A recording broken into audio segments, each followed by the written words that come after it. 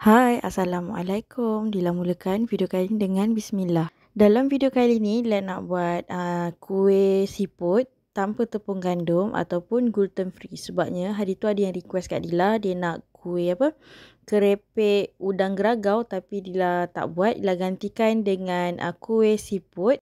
Untuk rupa dia tak kisah, nak buat bentuk siput boleh, nak buat bentuk kerepek pun boleh. Okey, jom mula buat. Mula sekali Dila ada tepung beras setengah cawan, tepung kentang setengah cawan, lepas tu tepung pulut 2 sudu besar, butter 1 sudu besar. Yang ni dah pakai unsalted butter, nak pakai margarine pun boleh. Dia ada serbuk jintan manis. Lepas tu udang kering.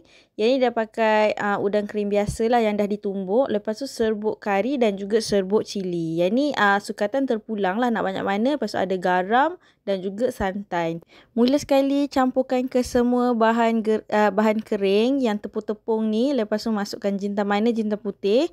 Lepas tu masukkan serbuk kari. Yang ni ikut sukatan suka hati. Kalau nak pedas ke apa ke kan. Lepas tu garam secukup rasa dan juga udang kering yang dah ditumbuk. Kalau tak boleh pakai udang kering, boleh skip je, tak kisahlah. Lepas tu gaulkan dia sampai bahan kering ni rata. Masukkan butter. Yang ni butter macam biasa. Kita nak ramaskan butter dengan tepung ni sampai dia jadi rata dan sebati ataupun macam serbuk roti lah. Nak pakai margarine boleh, macam dia pakai butter. Nak pakai salted butter pun boleh, tak kisah, terpulang. Lepas tu masukkan lebih kurang dalam 30 gram santan kotak. Kalau nak pakai santan segar pun boleh, tak kisahlah kan. Lepas tu gaulkan ataupun ulikanlah dia kan sampai dia jadi rata macam tu. Lepas tu boleh masukkan air. Sebabnya yang ni kalau tengok santan ni tak cukup lagi kan.